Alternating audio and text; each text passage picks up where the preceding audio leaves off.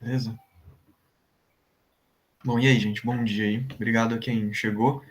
Então, surpresa, o Caio foi extremamente gentil e ele me cedeu uma porção inicial da aula dele para eu fazer um exemplo que eu não tive tempo de fazer ontem, porque, bom, eu sou um pouco lerdo, mas eu vou ser rápido, eu juro.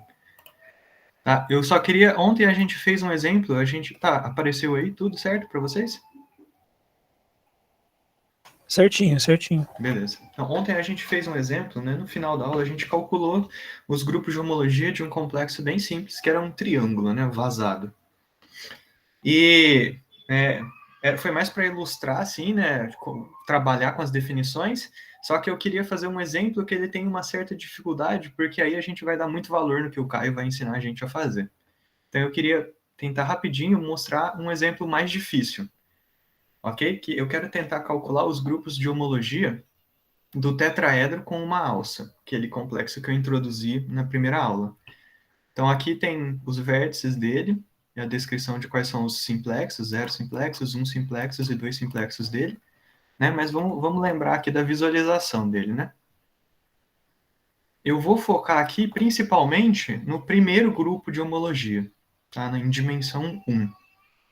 Vocês podem perceber aqui que, né, tem um candidato aqui para um possível buraco aqui na dimensão 1, né, que é esse pedacinho unidimensional, mas que não está preenchido aqui para uma região bidimensional, né? Então tenham em mente esses simplexos aqui, ó, o 0,3, o 3,4 e o 0,4. Ok? Deixa eu começar então, né? O zero, a análise dos grupos de homologia no nível 0, na dimensão 0, eu vou ser bem sucinto. É exatamente o mesmo tipo de raciocínio que a gente fez ontem. Você percebe que todos os vértices, todos os zeros simplexos, eles dividem, eles estão no bordo de um simplexo junto com o vértice 0. Percebe? Olha aqui, o 1 e o 0 no bordo desse um simplexo aqui. O 0 e o 2 aqui atrás, 0 e 3, 0 e 4. Ok? Então, fazendo a mesma coisa que a gente fez ontem, a gente vai perceber que a classe de todos os zeros simplexos, lá na homologia, vai ser igual à classe do zero simplexo, do vértice 0. Ok? E aí o que vai acontecer é que, exatamente como ontem, a homologia no nível 0 vai ser zerada pela classe aqui do vértice do 0 aqui. Portanto, ela vai ser unidimensional. Isomorfa aqui aos racionais. Ok? Não tem nada de diferente, assim, em termos de estratégia do que a gente fez ontem. Mas aí a emoção começa forte quando a gente estuda o primeiro grupo de homologia. Porque, bom, a primeira emoção está aqui, ó. Para eu entender a homologia, o que eu tenho que entender? Eu tenho que entender dois tipos específicos de cadeias, os ciclos e os bordos. Mas olha como é a expressão de uma cadeia. Ela é uma combinação, né, linear dos simplexos, mas eu tenho 8 simplexos no meu complexo. Então, uma cadeia arbitrária, ela é uma coisa meio grande, assim, né? Um bicho meio grande. Tem que considerar toda essa combinação aqui, esses 8 coeficientes. Ok? Vamos então agora, né, tendo essa cara arbitrária, vamos tentar entender como que é a cara dos ciclos, né? Ou seja, dos caras que anulam o operador bordo aqui. Como que eu faço isso? A gente aplica o operador bordo aqui, sai aplicando ele, distribuindo o operador bordo aqui, faz as continhas. Você vai ter uma expressão bem grande envolvendo combinações dos vértices dos zeros simplexos, né, que a gente está chegando aqui, nas 0 cadeias. Aí você reorganiza elas para ficar uma combinação linear bonitinha, fatora os coeficientes que aparecem no mesmo zero simplexo, ok? E como a gente está procurando ciclos, depois que você fez essa reorganização, obteve a combinação linear, você iguala a 0. Ok? Porque ciclos estão no kernel, são o kernel do Exato, os espaço. ciclos, eu quero entender o núcleo aqui desse cara. Então, eu quero que a imagem anule. Tá? Então, eu imponho que a combinação seja nula. Lembra que os zeros simplexos formam uma base. Então, a combinação ser nula, para isso acontecer, eu vou precisar que os coeficientes se anulem. Os coeficientes que vão aparecer. E aí, se você fizer as continhas bonitinhas, você vai ver que você vai ter que, então, esse sistema linear aqui. É um sistema linear, né? Grandinho, assim, dá um medo. E aí, o que a gente vai perceber com esse sistema linear? A gente vai perceber, né, escalonando ele, né, resolvendo ele, que a gente consegue, então, para ser um ciclo, os 4 primeiros coeficientes que apareceram, do Q1 ao Q4, eles são expressos dessa forma em termos dos 4 últimos, o Q5, Q6, Q7 e Q8. Então, para uma cadeia dessa forma ser um ciclo, a expressão ela envolve menos coeficientes, ela envolve 4 coeficientes, Q5, Q6, Q7, Q8, dessa forma aqui. Tá bom? Então, agora eu tenho a cara dos ciclos, né? Os elementos aqui do Z1.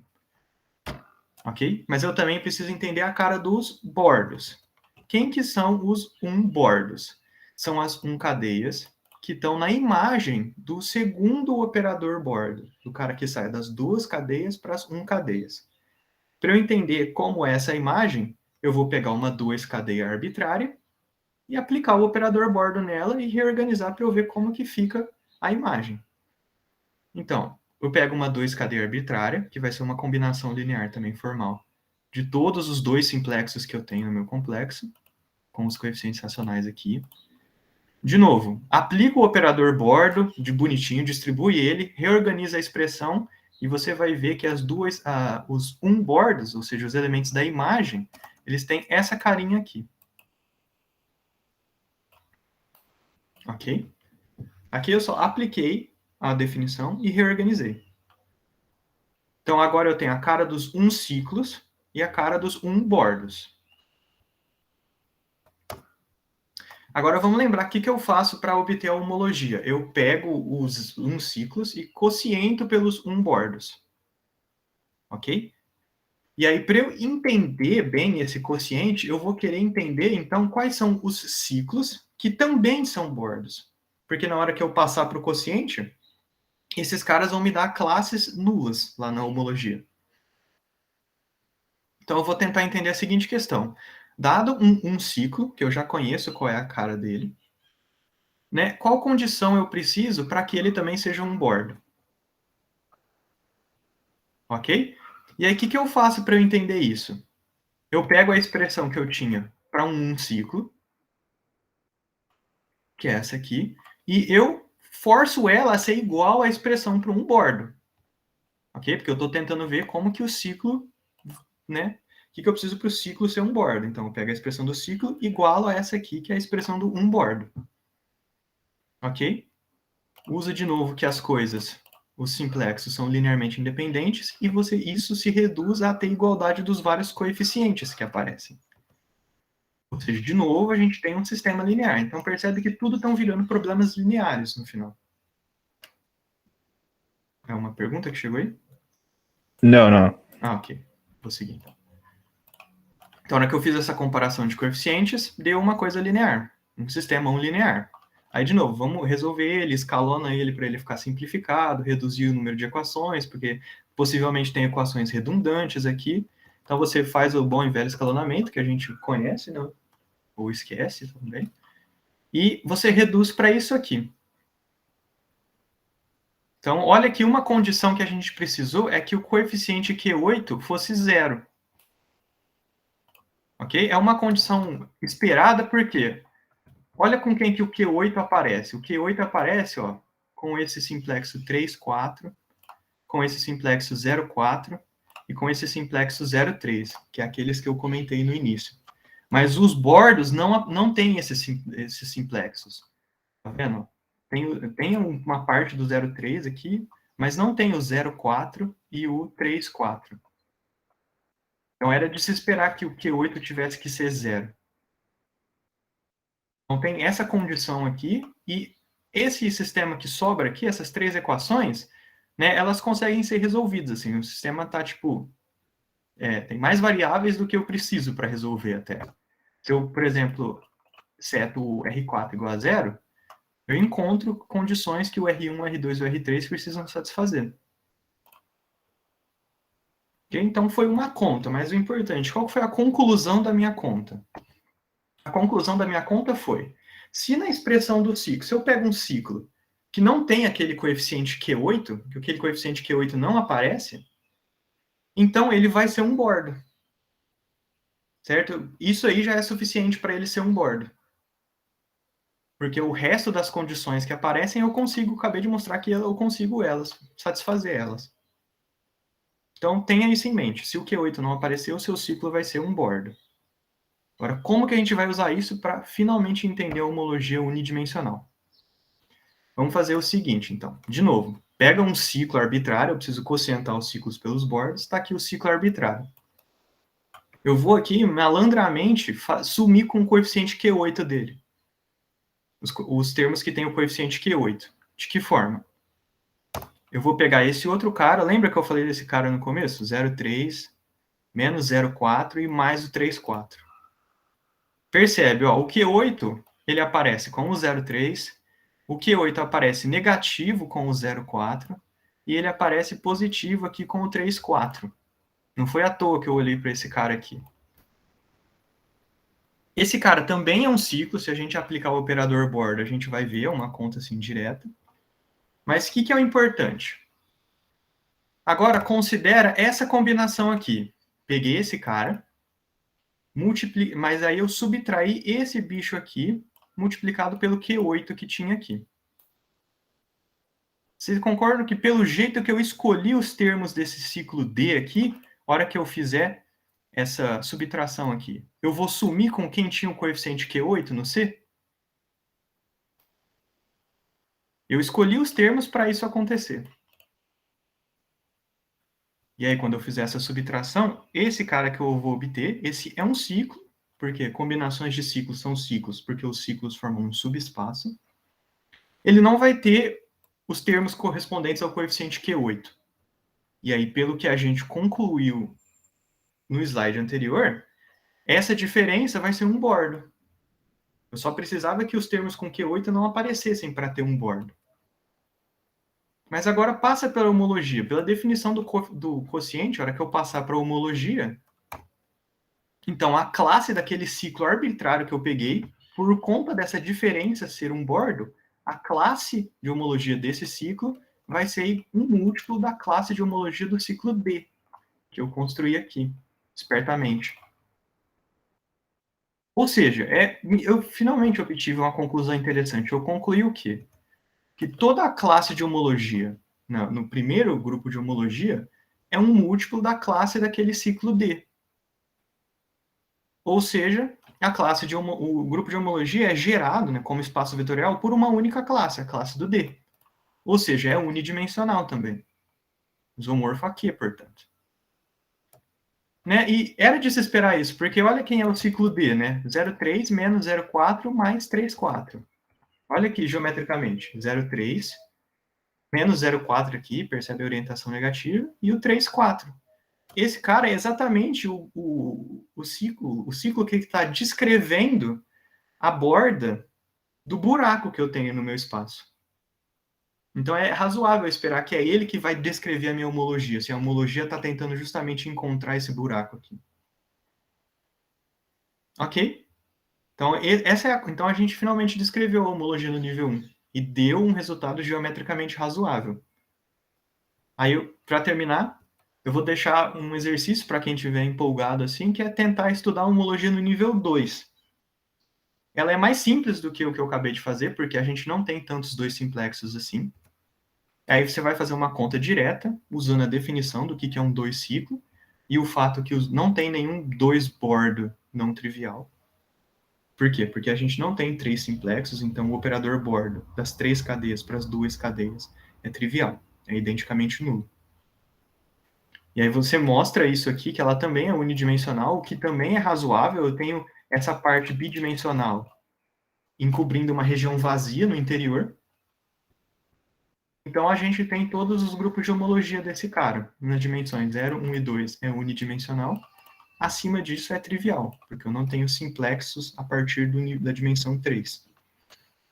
E aí eu calculo os números de Bethe, calculo as dimensões, você vê que o 0, 1 e o 2 dá 1, acima do 3 dá 0.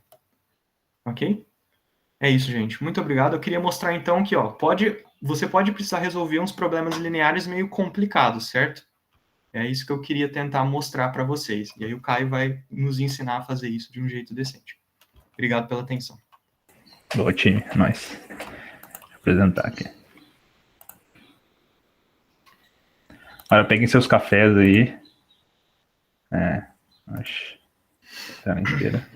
Nossa, eu vim sem café, hein, cara. Vou ficar quietinho. Que o negócio vai ser emocionante agora, galera.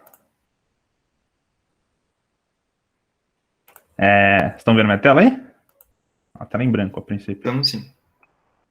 Beleza. Tá em branco, Não. no caso. Não sei se era Não, pra mas tá em vocês estão branco. vendo, se eu digitar aqui, vocês estão vendo. Então, beleza. Eu quero... Tá. Vocês estão vendo minha fonte e tudo mais? Aumenta um pouquinho a fonte. Porra, ainda. Tá bom assim? Mesma coisa. Acho que não, mano. Tá bom assim? Aí, pá, agora tá top. Aí. Deixa eu então tirar o vídeo. Tá, beleza. Vamos lá então. Então, beleza. O que a gente vai fazer aqui? A gente vai criar um programa que calcula grupos de homologia de um complexo simplicial, né? Que é o que o Edmundo acabou de fazer. Deixa eu abrir o chat. Então, pode mandar mensagem no chat que eu tô vendo aqui. Então, vamos lá. Programa de homologia de um complexo simplicial. É o que a gente quer fazer, beleza? Como que a gente vai fazer isso? Eu vou separar em 4 etapas o nosso algoritmo. 2 eu vou tentar fazer hoje e 2 eu vou tentar fazer amanhã. Então, a primeira etapa, a gente vai descrever para o computador o que é um complexo simplicial. Ó.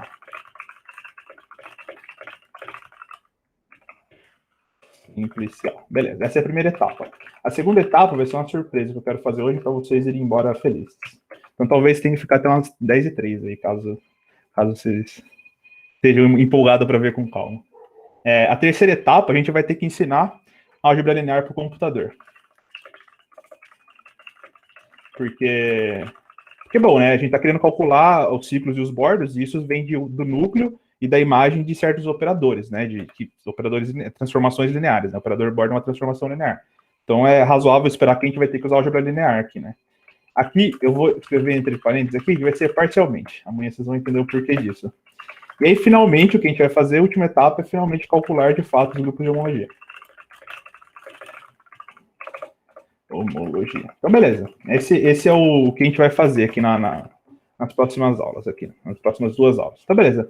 Como que a gente diz para o computador o que é um complexo simplicial? Eu vou fazer isso definindo o que a gente chama, em Python, eu estou usando Python, tá? Pra quem não sabe. Bom, o título do negócio é com Python, então vocês imaginam que eu vou usar Python, beleza. Então, eu vou criar um negócio que eu vou chamar de uma classe chamada complexo simplicial. O que isso significa? Para quem já programou em C, isso daqui é como se fosse uma struct em C. Então, por exemplo, você tinha, sei lá, uma struct de pessoa, e aí você poderia declarar lá a entidade e o nome da pessoa, né, uma string lá, e tal, o nome da pessoa. E aí a struct permitia com que você tivesse um novo tipo na sua linguagem, né? Porque normalmente em C você vai ter lá int, float, double, booleano e coisas do tipo. Aí, quando você cria uma struct, você pode agora declarar novas variáveis desse tipo pessoa, né? Então, aí você conseguia lá acessar nome, coisas desse tipo. Então, aqui em Python, a classe é como se fosse uma struct, só que com superpoderes. E aí, esse vai ser o nosso complexo simplicial. Beleza. Mas o que a gente vai precisar de informações para o nosso complexo simplicial? A gente vai precisar do seguinte. Em Python, a gente cria uma função da seguinte forma. Nome da função. Aqui, os parâmetros da função. E aí tem esses 2 pontos aqui. Esses 2 pontos, em Python, não tem chaves. Não tem abre e fecha chaves. O escopo, ele é determinado pelo 2 pontos. E aí o escopo da função, aqui no meu editor de texto, vai ser essa marquinha, esse cinza mais escuro aqui do lado esquerdo. Então, a função acabaria nessa segunda linha aqui, beleza? Ok. Então, como que a gente vai criar, como que a gente cria um que a gente chama de objeto, né? Como que a gente cria, de fato, um complexo simplicial? A gente precisa declarar uma função que chama init, tem que ser init, por causa de frescura do Python. Esse self também é frescura do Python. A gente vai criar uma função aqui, chamada init. Aí, o que a gente vai pedir do usuário, né? O que você, caso queira calcular grupo de homologia, vai precisar fornecer aqui para o nosso programa. A primeira coisa que eu vou fazer é fornecer um nome, que vai ser uma string. É só para printar bonitinho, tá? O nome do nosso espaço. Beleza. Essa é razoável de pedir para o usuário. A segunda coisa que a gente vai fazer é pedir o complexo. O que eu quero dizer com isso? Quero dizer com isso é o seguinte. Então, se a gente voltar aqui na definição que o Edmundo deu, slide da primeira aula, um complexo simplicial é definido dado os vértices e dado esse conjunto S, que são os meus, que é de fato o que eu estou chamando de complexo aqui. Então, o complexo para mim é esse conjunto S. E a gente precisa que esses dois caras satisfaçam essas três axiomas aqui, certo? Então, no nosso caso, por exemplo, se a gente quiser declarar um ponto, o complexo do ponto ele vai ser representado por isso daqui. Então, é como se fosse um conjunto unitário aqui, assim, um conjunto que só vai ter esse conjunto unitário do zero aqui. Então, a gente vai pedir esse complexo. Beleza. Aqui eu vou fazer uma verificação só para a prova de coisa tonta, assim, que eu vou verificar se o nome é uma string. Porque se não for uma string, eu não quero botar na foto. Não, vou fazer exception. Nome deve ser string. Então, isso aqui é só a picuinha minha, porque o nome eu quero que seja uma string para eu poder printar bonitinho. Então, eu vou fazer essa verificação aqui. E beleza, então, a princípio... bom, aqui eu tenho que declarar agora também os campos, né? Então, que nem lá quando na struct pessoa, você tinha nome... If not, Caio. É verdade. Beleza. It's false. Eu quero fazer com it's false. Então, beleza. Aí tem os campos lá, idade e pessoa, lá na struct pessoa, por exemplo. Aqui em Python, a gente faz isso da seguinte forma. Eu vou receber o nome e vou receber o complexo desse jeito aqui. É assim que eu declaro os campos que tem no meu complexo simplicial, que aqui nessa linguagem chama de atributos. Beleza. Mas o que eu quero fazer, na verdade, é ensinar para o computador que é um complexo simplicial. Finito, né? Então, eu quero verificar esses três axiomas, que esses três axiomas são feitos. Isso vai levar quase a aula inteira de hoje. E, na verdade, vai ser só o último, que a gente vai ver. Então, o primeiro axioma, ele é trivialmente satisfeito, por quê? Trivialmente não no sentido de ser uma coisa trivial, no sentido de ser fácil. É trivialmente satisfeito no sentido de que vai ser a própria forma computacional vai impor isso para a gente de graça. Por quê? Porque a gente não consegue representar conjuntos de vértices infinitos, a gente só tem conjunto finito de vértices.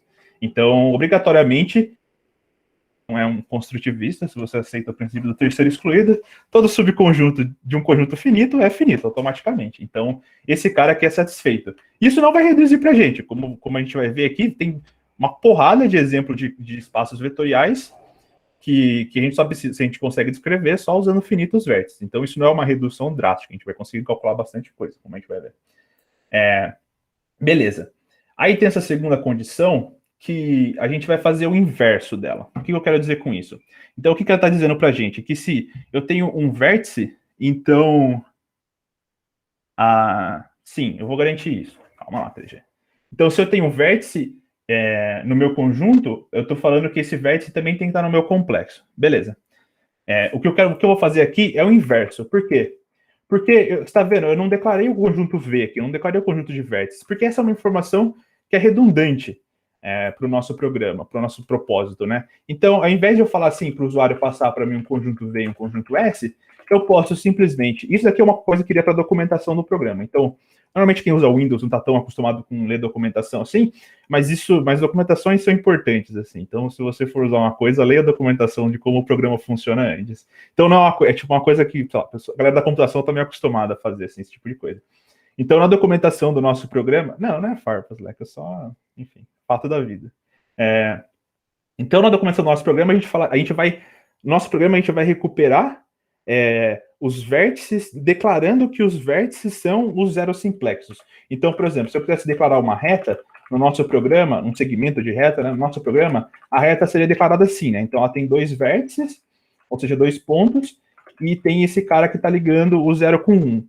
Só que a gente não precisa passar também o 0 e o 1, né? Ele falar que ele é vértice. A gente pode extrair essa informação pegando esses caras unitários, né? Falando, esses caras aqui vão ser meus vértices. Então, é isso que a gente vai fazer aqui. Então, o segundo axioma aqui para ser um complexo simplicial, também no nosso caso, do nosso programa, vai ser válido sempre. Agora, vem a parte emocionante, que é esse terceiro axioma aqui. Esse terceiro axioma a gente vai ter que verificar ele. Então, o que eu vou fazer? Qual que é a minha ideia aqui? Minha ideia é criar uma nova função que ela vai chamar verifica complexo. E eu vou passar para ela o meu complexo e ela vai fazer exatamente o que eu quero. Ela vai verificar se esse complexo está satisfazendo, se esse conjunto S, né, que é o meu complexo, está satisfazendo esse terceiro axioma aqui. Então, beleza. Eu vou criar essa função, não criei ela ainda. E aí, se o resultado dela for falso, eu vou dar erro, né? O programa vai fechar. Isso aqui, raise exception, eu estou falando assim, eu quero que o programa, se entrar nesse if, né, se entrar nessa condição, eu quero que o programa feche e mostre essa mensagem de erro para o usuário. Então, o que eu vou falar assim, o complexo digitado não satisfaz os axiomas.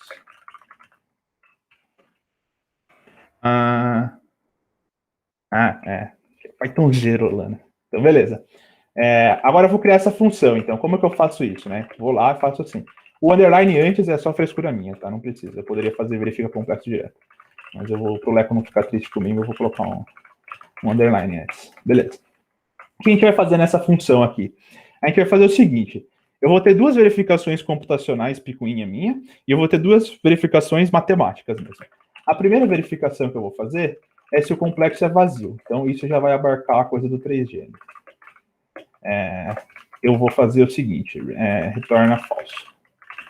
Então, o que eu estou fazendo aqui? Len, né, a abreviação de length, que é comprimento ou tamanho do meu vetor.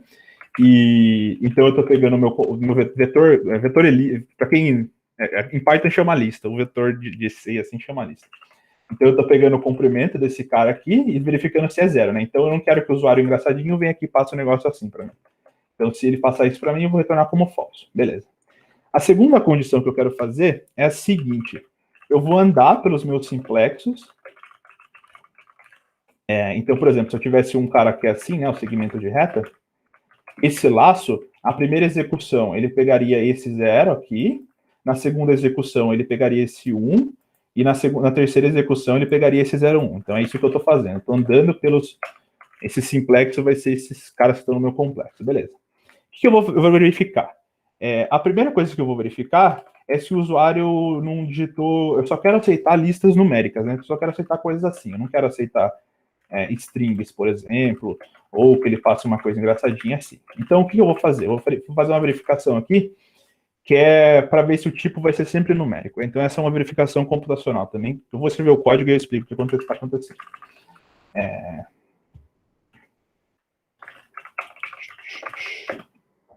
Então, eu estou verificando se todos os vértices do meu simplexo eles são do tipo computacional. E, na verdade, eu preciso fazer uma outra verificação aqui antes, que é a seguinte.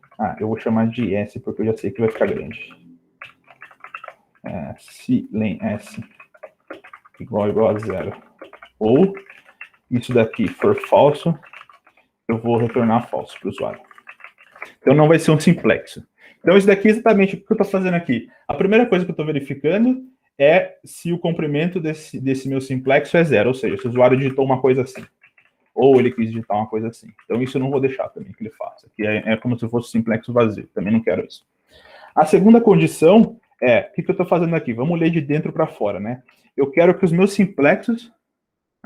eu gostaria que os meus simplexos, os vértices dele fossem só inteiros, né? Então, eu não quero que o usuário digite um 0 e depois digite uma string aqui, como sendo os meus vértices. Então, eu quero que todos os vértices do meu simplexo sejam inteiros. E aí, é isso que essa função aqui verifica para mim, se o vértice é um inteiro.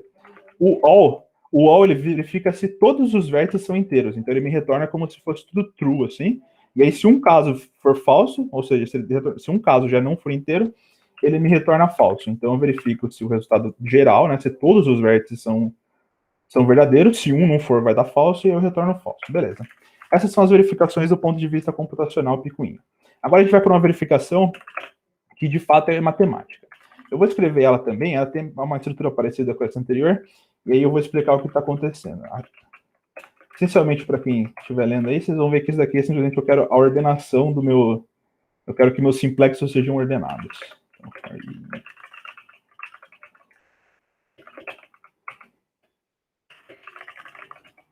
Mas aqui eu vou fazer uma coisa diferente. Então, o que eu estou fazendo aqui? O Edmundo comentou sobre orientação e tudo mais, né? Isso significa, em termos de código, significa que eu quero que a minha lista esteja ordenada, né? Então, de fato, de novo, no segmento de reta, eu não quero que o usuário me digite isso daqui. Isso daqui faz diferença para mim. Eu quero que seja 0, 1. Isso daqui é algo que, de fato, estaria, de novo, na documentação do código. falando que tem que estar o input como sendo ordenado, né? Meu simplex tem que estar ordenado. Aqui eu vou fazer o seguinte, como eu não quero que agora o Python feche com uma mensagem feia falando assim, não é um complexo, não satisfaz o axioma, mas eu vou mandar ele printar uma mensagem bonitinha para mim, falando qual o complexo que deu errado, né? Que não está ordenado. Então, vou fazer assim. O simplexo S não está ordenado. Então, no caso, aquele caso que tem o 1, 0, ele printaria que o coisa vai ser o 1, 0, vai ser esse simplexo que não vai estar ordenado. Então, como vocês vão ver, os complexos simpliciais, eles são bem grandes, isso faz uma diferença. O usuário não precisa ficar, você, né, quando estiver digitando, você não vai precisar ficar procurando qual o simplexo seu que não está ordenado. Beleza. Agora vem a parte emocionante de fato, que é o terceiro axioma. Como que a gente verifica ele? A gente vai precisar pegar todas as faces, né, ou seja, todos os subconjuntos dos meus simplexos, todas as faces que não são vazias, e eu preciso verificar se essas faces estão no meu complexo simplicial. Então, como é que a gente faz isso? Suponha que eu tenho uma função que ela me retorna, é uma função que retorna o conjunto das partes de um conjunto, né? Só que na nossa linguagem é uma lista. Então, ela retorna todas as sublistas de uma lista. Que lista que eu tenho que passar para ela? Eu tenho que passar o simplexo para ela. Por quê? Porque eu quero todas as faces do meu simplexo. Então, no meu caso aqui na minha linguagem, o sigma é o Szinho. E agora eu quero uma função que vai me retornar o conjunto de todos os psis. Então, suponha que eu tenho essa função aqui. Agora, suponha que eu vou guardar essa função nesse rapaz que eu estou chamando de faces, aqui nesse vetor. Beleza. O que eu tenho que fazer? O que eu tenho que verificar agora se eu tenho o conjunto de todos os psis? Eu tenho que percorrer, né? Eu tenho o conjunto de todos os psis. Agora eu tenho que verificar se todo psi está no meu complexo. Então, eu vou fazer isso. Então, eu vou percorrer todos os meus... Então, o meu face agora é o meu psi, e o faces é o conjunto de todos os psis. Então, eu vou percorrendo isso, e eu vou verificar agora... Porque, assim, se todos tiver, é o axioma satisfeito. Mas se um deles... Só preciso que um deles não esteja lá, então o axioma não é satisfeito. Então, eu vou fazer a verificação inversa, né? If face notinha.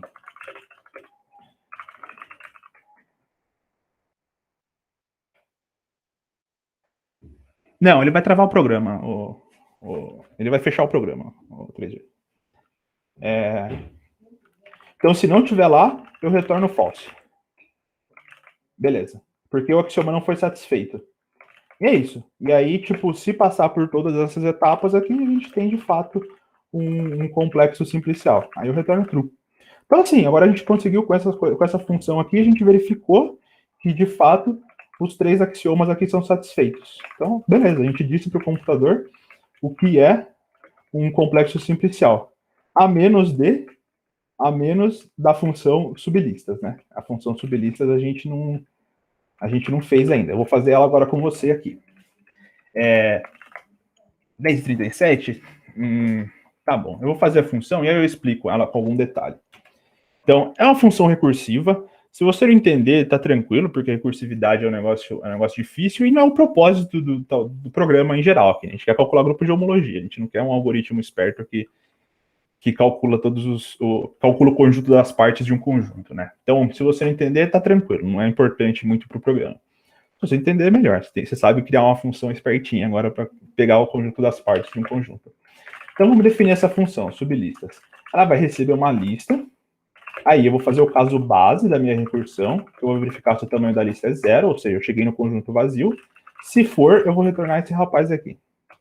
É o conjunto das partes do vazio, né? O unitário do vazio. Então, se você trocar chaves se você trocar colchetes por chaves, é tipo unitário do vazio. E você aceita que a notação do vazio é chaves sem ninguém dentro, é unitário do vazio. Beleza. Agora, o que eu vou fazer?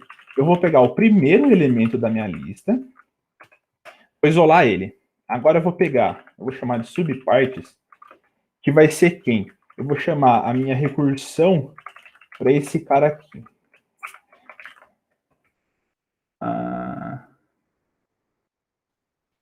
Se tem simplexos duplicados? Eu não verifiquei isso, hein, o 3G. não pensei nesse caso de teste. Talvez o caso de teste do... O 3G perguntou assim, e se eu digitar uma coisa tipo assim, 00? Isso eu acredito que vai falhar. Eu não tinha pensado nisso. Boa, 3G. Pegou. Programar é sempre uma emoção. Mas eu não vou verificar aqui não, porque o tempo está contado. Então, talvez falhe isso daí. Leco, eu não vou entrar nesse mérito, Leco. Então, beleza. O que está acontecendo aqui? O que esse lista 1, 2 pontos faz, né? Então, imagina que eu tenho a seguinte lista. Eu tenho a lista 0, 1, 2. Esse 1, 2 pontos, lembrando, na notação de, né, como todo matemático deveria fazer, começa do zero a contagem. E computadores fazem isso, né? Então, bom, deixa eu colocar números aleatórios aqui, né? 7 e 6. 4.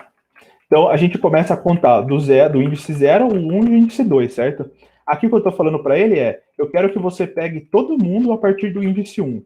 Então, ele pegaria esse cara aqui, pegaria o conjunto, tipo, a lista a partir do 6, né? Então, eu pegaria o 6 e o 4. Então, é isso que essa linha aqui está fazendo. Eu estou chamando a recursão, né? Estou fazendo as sublistas, isolando um cara da minha lista. Ok. E agora vem a parte emocionante aqui, que eu vou escrever o código e eu vou explicar o que está acontecendo. Então, eu vou pegar o primeiro. Mais x em subpartes. E vou fazer a união aqui. Beleza. O que está acontecendo aqui? Esse, de fato, é o nosso algoritmo. Então, o que o nosso algoritmo faz? É o seguinte, ele faz o seguinte. Só uma coisa, você não queria os subpartes no começo para o vazio ficar na esquerda? Eu vou trocar. Ok.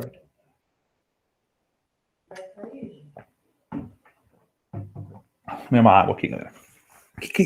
Como esse algoritmo funciona? Ele funciona do seguinte modo. Ele isola o 0 do 1, 2, e agora ele cria o conjunto das partes do 1, 2, que eu vou denotar assim. Então, o que é o conjunto das partes? É o vazio, o unitário do 1, o unitário do 1, o unitário do 2 e o 1, 2, certo? E agora ele consegue fazer de um jeito esperto, montar o conjunto das partes do 0, 1, 2, 0, 1, 2, usando o partes de 1, 2 e usando o 0 separado.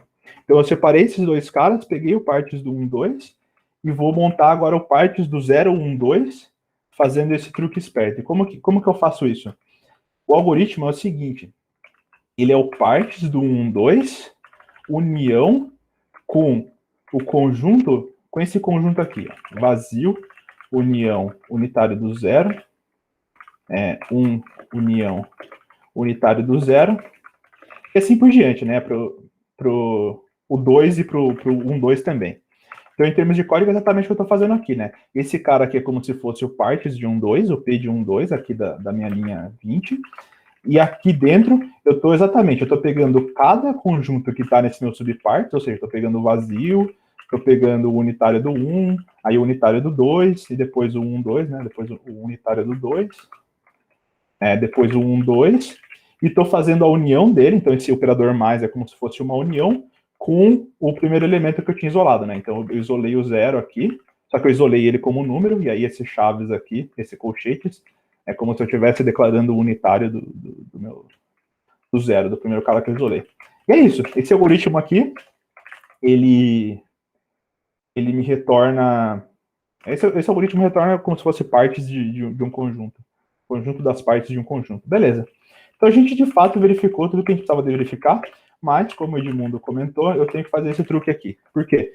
Porque esse cara retorna o conjunto das partes de um conjunto. Então ele me retorna, inclusive, o conjunto vazio. Mas nossas hipóteses, nossos axiomas não permitem o conjunto vazio. Então eu programei aquela função lá de sublistas de forma que o conjunto vazio sempre fique no final. Ele sempre vai ser o último elemento, assim. Então, tipo, vai ter 1, 2 lá e tal, blá, blá, blá, um monte de caras, e aí vai ter o vazio no final. Então, esse é um truque esperto que eu vou lá só... o menos 1, então, tipo, se você programa em C, assim, se você é programador de C, normalmente você vai acessar, tipo, o último elemento como fazendo, tipo, eu pego o comprimento e subtrai 1. Aqui no Python, a gente consegue fazer indexando com menos 1, assim. Então, o menos 1, ele automaticamente acessa para mim o último elemento da minha lista. Então, beleza, a gente conseguiu verificar aqui, conseguiu dizer para o computador o que é um complexo simplicial. Fofo, né? Legal. Olha a minha surpresa. Acho que vai dar tempo, bonitinho. Legal. A surpresa é o seguinte. Vamos calcular umas coisas para vocês irem embora felizes hoje. A gente vai calcular características de Euler. Então, o que é característica de Euler? Vamos lá. Bom, relembrando aqui, né, o que a gente está fazendo o propósito global, assim, além de se divertir, o propósito global tem um propósito matemático global, né, que matemáticos gostam de classificar objetos, né, eu não gosto muito, mas muitos matemáticos gostam. Por que isso? Então, imagina que você tem um objeto matemático lá, por exemplo, uma álgebra de Lie, não importa o que é uma álgebra de Lie, só precisa de um exemplo. Você tem uma álgebra de Lie, e aí você fala assim, toda álgebra de Lie, o que significa classificar, né? Você vai falar assim, toda álgebra de Lie, ou é esse cara, ou é x, ou é y, é z. Então, se você está fazendo umas contas lá aleatórias, e você fala assim, beleza, agora eu preciso verificar isso é válido para álgebras de Lie. Você não precisa verificar para todas as álgebras de Lie. Tipo, uma álgebra de Lie abstrata. Você precisa verificar só para o caso especial da x, y, z. Então, isso torna nosso universo de coisas a verificar menor. Assim. Muitos matemáticos gostam disso. Na topologia algébrica, em particular, a gente está tentando classificar, né, espaços topológicos, ou seja, distinguir entre dois espaços topológicos, x e y, por exemplo. Bom, x e y abstratos, assim, arbitrários. Mas, na verdade, classificar espaços topológicos é uma coisa impossível, assim, espaços topológicos são coisas muito feias. E então a gente muitas vezes trabalha com subclasses disso, né? Então, sei lá, aqui no nosso caso, no minicurso, complexos simpliciais, eles são espaços topológicos, casos particulares de espaços topológicos. E a gente classifica eles. Por quê? A gente classifica eles. Não entendi, Sabrina, desculpa. A gente classifica eles através dessas coisas que a gente está chamando de invariantes, né? E os invariantes aqui, talvez uma coisa não tenha ficado clara, são coisas que permitem a gente associar ao nosso espaço. Não entendi nada, Sabrina. Invariantes são coisas que a gente permite, a gente associa aos nossos espaços, né? Então, aqui os invariantes, no caso do nosso minicurso, são os grupos de homologia, e agora eu estou apresentando um novo, que é a característica de Euler, e esses invariantes permitem que a gente faça a distinção entre dois espaços. Uma coisa que talvez não tenha ficado claro que é o seguinte: como que a gente distingue essas coisas, né? A gente distingue essas coisas verificando se os invariantes são diferentes, porque se os invariantes forem diferentes, a gente automaticamente vai garantir que nossos espaços são diferentes. Então, se eu calculei... eu não mudei aqui. A característica... Então, se eu calculei a característica de Euler, o que é que isso seja? Eu vou definir daqui a pouco. De um espaço deu 3 e do outro espaço deu 4, eu sei que esses espaços não vão poder ser iguais. Grupo de homologia é a mesma coisa. Se dois espaços forem iguais, todos os grupos de homologia deles vão coincidir. Então, se eu, por exemplo, pegar dois espaços, assim, duas coisas que parecem muito feias, e eu quero descobrir se elas são iguais.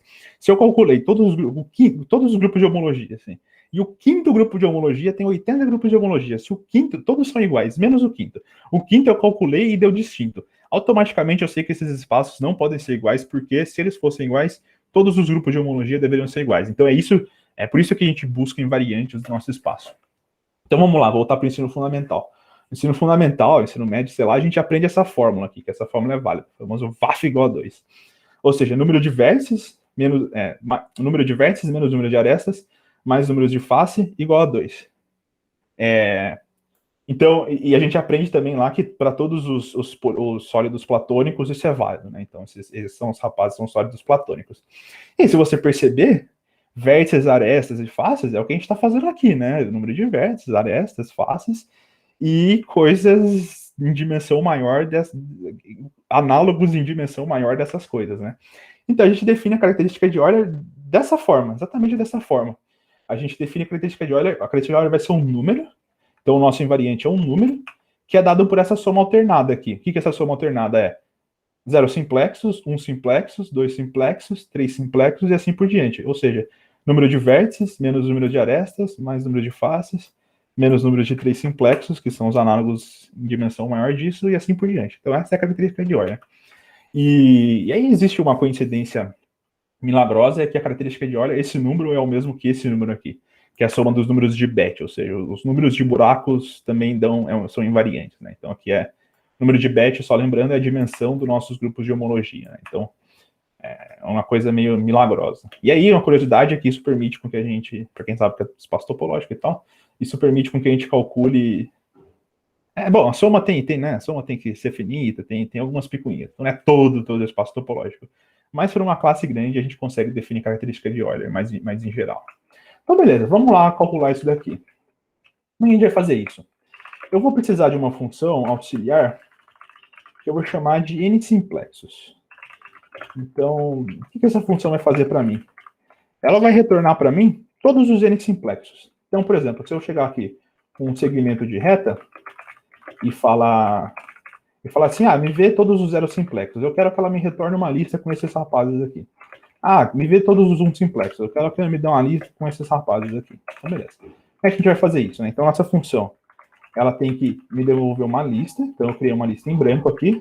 E eu sei que eu vou ter que retornar uma lista. Retornei, ótimo. Agora, o que a gente faz, né? A gente vai olhar o nosso complexo, né? Passar por todo o complexo e verificar quais desses caras tem tamanho n+1. Eu já explico n+1. Então eu vou lá. Eu vou pegar todos os meus simplexos em self.complexo e verifico se esses simplexos, se o tamanho desse simplexo é igual a n+1. Se for, eu vou no meu n-simples e dou um append. Esse simplexo. O que está acontecendo aqui? Então, de novo, vamos pegar aquele nosso exemplo. Então, eu tenho 0, tenho 1 e tenho, sei lá, 0, 1. Então, quando eu for nesse laço, eu estou iterando sobre esses caras. Então, o primeiro cara eu vou ter o 0, o segundo eu vou ter o 1, e na terceira iteração eu vou ter o 0, 1. Só que os n-simplexos, eles são, tipo, esse cara aqui, ele é um 0 simplexo. Esse cara aqui é um 0 simplexo. Esse cara aqui é um 1 simplexo. Então, tem esse deslocamento de um cara, assim. E aí eu compenso esse deslocamento com esse n+1, né? Então, eu vou falar assim, eu vou passar como parâmetro, eu quero todos os zero simplexos. Só que quando eu for verificar o tamanho, vai me retornar 1, né? Esse daqui tem tamanho 1, porque tem um cara lá dentro. Então, esse cara vai ter tamanho 1. Então, eu corrijo fazendo esse n+1. É para isso que serve. Beleza. E agora eu vou criar uma função que chama característica de Euler. Vai calcular a característica de Euler. É o frescura do Python, tá? Então, beleza. Então, o que essa função vai fazer para mim? Vai me retornar um número, que é aquele key que eu defini lá no meu slide, né? Não é esse slide. Então, vai me retornar esse key. Como que a gente faz isso? O que a gente tem que fazer? A gente tem que fazer, calcular o número de vértices, calcular os números. Essa soma aqui se traduz em um laço. A gente vai ter que iterar até um certo ponto, né? Até que ponto que a gente vai iterar? Para isso, a gente vai definir um outro atributo aqui no nosso um outro campo aqui no nosso complexo simplicial. Eu vou chamar de dimensão. Eu vou escrever o código da dimensão e eu já explico o que esse código está fazendo.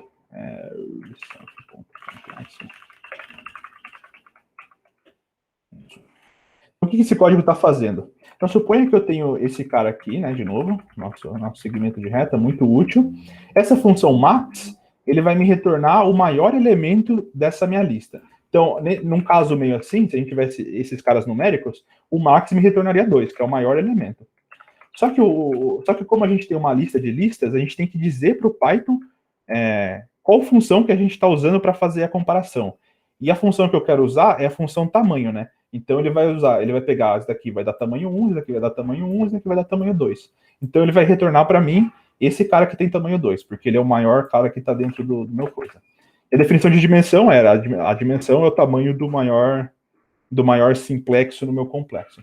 Então o max, ele me retorna o 0,1. Só que ele me retorna o 0,1, ele não me retorna o tamanho do 0,1, eu quero o tamanho do 0,1.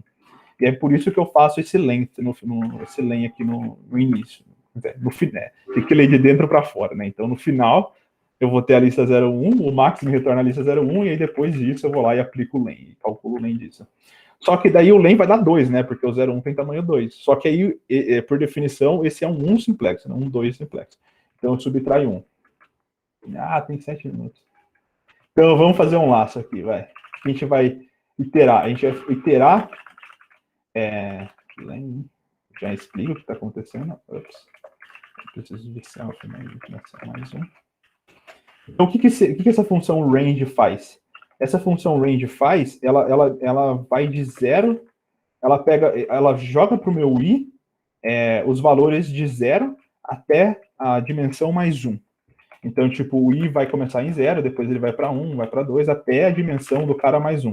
A dimensão do cara mais 1 é justamente por causa desse deslocamento, né? Enfim, do zero simplexo, na verdade, ter um cara lá dentro. Então, é para isso que tem aquele mais 1 ali. E beleza, agora eu tenho que fazer essa soma alternada aqui, né? Como que eu faço essa soma alternada? Eu faço de receber mais igual, menos 1 elevado a i, menos 1 elevado a i, vezes quem? Vezes, agora eu chamo, eu já explico o que está acontecendo aqui. Então, o que eu tenho que fazer a soma alternada de quem? Eu tenho que fazer a soma alternada do número de vértices, pelo número de arestas, pelo número de faces, pelo número de 3 simplexos e assim por diante. Então, a função que a gente criou anteriormente, ela me dá quem? Ela me dá uma lista com todos os vértices, com todas as arestas, com todos os simplexos e assim por diante. Então, o len, ele me dá exatamente o número que tem lá, o número de vértices, o número de arestas e o número de faces, assim por diante. Então é isso. Aqui a gente calculou a característica de Euler. E agora, para vocês irem embora felizes, eu espero, tá acabando já, né? Então eu vou fazer uma picuinha aqui antes. Deixa eu arrumar a identificação dessas coisas. Isso daqui é só para printar bonitinho. Vocês vão ver o que eu quero dizer com isso daqui a pouco. Tô fazendo uma mágica aqui. Amanhã eu vou retomar isso com calma, tá, galera? Não. Sou muito burro. Tá, beleza. Vamos fazer uma mágica aqui. Eu tenho uma lista de complexos simpliciais aqui que eu escrevi. Então tem garrafa de Klein, tem faixa de Möbius, tem espaço projetivo, tório, octaedro, tetraedro. Então aqui a gente sabe que a característica de ordem está 2, né? Por causa do VAF. Tetraedro com alça, disco, tem um monte de coisa aqui. Então vamos lá. Vamos calcular. Então eu estou na pasta aqui sim, abri um terminal aqui do lado, estou na pasta sim, tem lá o PopAlg. Esse cara com o tio ali é só um arquivo de backup. E vamos rodar nosso programa então, né? Compila. Não compilou. Desculpa, eu copiei errado. Eu não tenho homologia. Spoiler de amanhã. Esse cara tá também. Então, beleza. Calculamos. Acho que deu tudo certo. Espero que deu tudo certo. Mas a gente pode verificar isso daqui. Então, vamos verificar. Então, calculando. Esse é o print do nosso programa. Assim, eu coloquei um monte de espaço e printei. Então, vamos verificar aqui se isso está fazendo sentido ou não. Para isso, eu vou dividir. Dividir a tela em 2. Não. Aqui. Então, aqui eu tenho uma lista, estou na página do Wikipedia de característica de Euler, e eu tenho uma lista dos espaços com a característica de Euler deles, né? Deixa eu voltar para o chat. Com a característica de Euler deles. Vamos ver se está batendo, então, se o nosso programa calculou certo. Então, Ô, Caio, você consegue aumentar um pouquinho só a letra do que o código retornou? Beleza? Então, vamos lá. Segmento de reta. O segmento de reta supostamente tem característica de Euler 1, né? A Wikipédia diz pra gente que tem característica de Euler 1. Então, bateu. O círculo tem característica de Euler 0. Bateu. O círculo mais segmento, ignora. O disco fechado. Disco fechado é esse cara aqui, disco. Tem característica de Euler 1. Bateu. Aí, ó. Top. Tetraedro com alça pode ignorar. Tetraedro. Tetraedro é o sólido platônico, né? Então, VAF, vale 2. Bateu 2. Octaedro também, sólido platônico. Bateu 2. O toro, o que diz pra gente aqui? O toro, característica de Euler 0. 0, bateu. Plano projetivo, característica de Euler 1. O 2 toro, o 3 toro, exercício pro leitor. Tem que triangular esses espaços. O plano projetivo, né? O plano projetivo, característica de Euler 1. Bateu. Faixa de Möbius, característica de Euler 0. Bateu. Garrafa de Klein, característica de Euler 0. Bateu.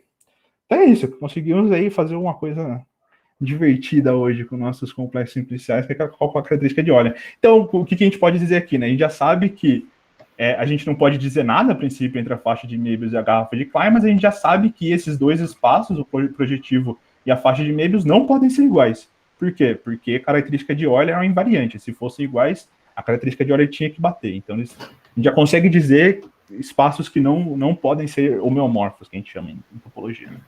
E, Caio? Então é isso. Mandei de Não, só, tipo, destaca pro pessoal que a definição de dimensão de um complexo simplicial, que é um negócio, tipo, meio puramente combinatório, coincide, né, com a intuição geométrica que a gente tem de uma dimensão, né? Isso, legal. Isso. Então, um ponto, ele parece uma coisa zero dimensional, né? Então, faz sentido. 2 pontos também. Um segmento de reta parece que tem dimensão 1. Então, beleza, tá. Dimensão 1 faz sentido. Círculo também tem dimensão 1. Agora, o disco fechado já é um negócio bidimensional, né? Porque, enfim, você tem aquele preenchimento. E assim por diante. Faixa de Möbius também, negócio bidimensional. É isso. O que é a característica de... O que é uma característica de super, o Pimpolho? A característica de Euler, tá. Do círculo não deveria ser a mesma que a do triângulo, que é 2? Não, o círculo ele tem um buraco, ele não é um círculo fechado. Então ele tem 3 vértices e 3 arestas. Então vai dar 3 menos 3, que é 0.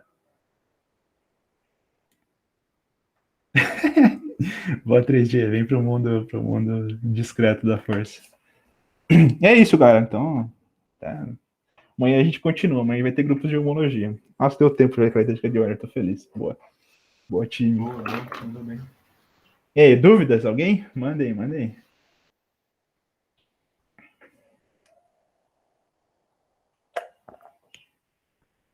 Uma das dificuldades aqui, para quem quer ficar ainda, né? Quer só responder a pergunta do Pimpolho ali? Respondi. Não, é que ele mandou uma continuação. Pimpolho, lembra que você tem que somar alternado. Então, B0 é 1, B1 é 1, só que a hora que você alterna, você faz 1 menos 1 e dá 0. Não é só uma soma qualquer, é uma soma alternada. Manda aí de volta. Calma, já posso falar já? Manda, pode desde sempre.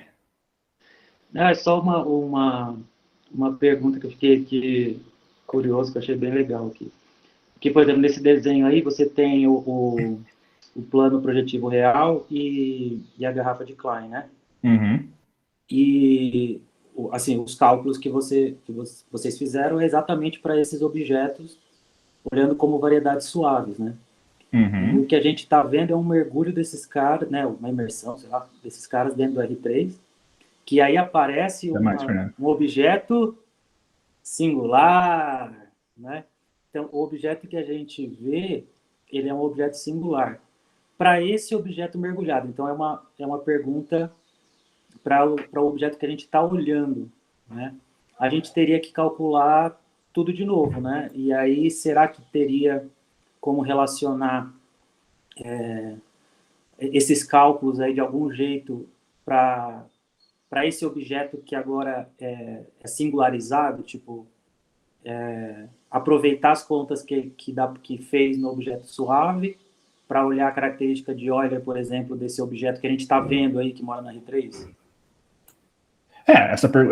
Aí depende, porque assim, nosso programa ele depende da triangulação, né, depende de como você prefere, depende da triangulação. Então, aí tem que ver, a princípio, toda variedade suave é triangulável, segundo a Wikipédia. Aí tem que ver se essa representa, como que triangula essa representação mergulhada, né? Aí, não sei. Ou até se mais, desse para pessoal. fazer de um jeito meio automatizado, alguma coisa assim, seria legal, né? Porque aí você... Porque, na verdade, eu tenho um trabalho que eu faço mais ou menos isso, assim. Eu tenho um processo que a gente chama de singularização. E aí a gente tem superfícies, então tá bem no caso de superfícies mesmo. E aí a gente tenta relacionar a característica de Euler do objeto suave com o do objeto singular, que é a singularização, que a gente chama, que seria o contrário da resolução, assim. E como está no caso ainda de dimensão baixa, né, se desse para adaptar de algum jeito essa conta, seria legal, porque aí daria para... Porque o nosso problema sempre calcular os exemplos e tal, não sei o que, né? Aí seria interessante. Sei, calcular exemplo é difícil, Mas posso fazer Mandei, um comentário? Mandei. Nivaldo, você comentou que, tipo, meio que a gente tá meio que vendo essa coisa suave, né? Mas eu acho que, na verdade, assim, o bacana do complexo simplicial é que ele é uma descrição puramente combinatória, independente da visualização geométrica, assim. Então, tipo, quando a gente mostra um negócio suave, é mais para, acho que, auxiliar a nossa intuição do que o complexo tá tentando capturar, né? Mas a conta em si, ela é toda, tipo, puramente combinatória, assim. Então, Não, digo, sim. no sentido que você falou, eu acho que, tipo, se você tivesse uma descrição dos seus objetos originais já combinatória, né? Você poderia pensar o que é a descrição combinatória de fazer certos processos de singularização, né? E aí o cálculo que a gente deu funcionaria. Sim, então, mas eu acho que mais ou menos na linha do que o Caio falou, assim, porque a minha pergunta é se não dá para adaptar sabendo no caso suave, porque assim, esses objetos vocês fizeram o desenho, mas eles são suaves. Mas esses objetos que vocês desenharam, eles existem, só que eles são singulares. Aí a questão, assim, o processo ele funciona, a conta funciona. Mas será que não teria, que talvez tenha a ver com o que o Caio falou, de fazer uma triangulação adaptada, que eu acho que talvez, mas na prática também acho que não deve ser fácil. Mas Pode falar. pode falar, cara. Não, eu ia comentar que tipo, é meio que tem uma área de pesquisa que é nessa interface meio topologia combinatórica, assim, que é você, por exemplo, encontrar diferentes triangulações para os espaços. E aí tem coisas tipo, triangulações irredutíveis, coisas do tipo, né? Então, por exemplo, o que eu fiz aqui para descobrir essas triangulações? Eu meio que joguei, falei assim, coloquei, sei lá, climb bottle triangulation. E aí ele me retorna sei lá, normalmente retorna, sei lá, no Google, eu pesquisei isso, ele vai retornar para mim artigos de gente que estuda exatamente esse tipo de coisa. Quando que é possível triangular, quando que é possível... Então, tem essa coisa que normalmente chama, por exemplo, triangulação de Delaunay, sei lá o nome disso. Então, só que daí o pessoal triangula para espaços de coisas mais aplicadas e tal, né? Mas então é uma área de pesquisa, assim, da galera de topologia combinatória, até onde eu sei, você fica encontrando triangulações para os espaços e, por exemplo, sei lá, tem acho que um dos artigos que eu li tava falando assim, tem seis triangulações irredutíveis para o espaço projetivo, eu acho, alguma coisa assim, para garrafa de Klein, não lembro. Mas eu não sei o que determina essas 3 triangulações. Eu não sei como. Tipo, porque elas dão o mesmo objeto, mas eu não sei o que torna essas 6 triangulações diferentes entre si. Mas tinha esse teorema. Assim, acho que era faixa de Möbius, na verdade. Não lembro se era faixa de Möbius ou garrafa de Klein. Mas tava falando assim: tem um teorema que fala que existem essas 3 triangulações irredutíveis. Mas eu não sei, por exemplo, o que determina a diferença entre elas, sabe? Se não é. Manda aí, Edmund. Eu diria que a diferença talvez seja, tipo, classes de isomorfismo de complexos simpliciais, sabe? Agora, a parte do irredutível eu também não sei o que é, assim, mas deve ser em termos, tipo, comparação da estrutura combinatória, assim, via um isomorfismo de complexos simpliciais, talvez. Legal. Porque assim, eu vou tentar pensar, pelo menos nos exemplos de dimensão baixa, assim, simples, se tem como fazer uma adaptação. Acho que eu vou conversar com o meu aluno de mestrado, que manja disso aí. Tá de Edmundo, né? Uai, o Caio é seu aluno de mestrado agora? Eu tô tranquilo. Tô brincando. Bom, pessoal, acho que eu vou terminar de gravar também, porque começaram as outras atividades. Mas é isso. Muito obrigado a quem veio. Foi muito legal a aula hoje.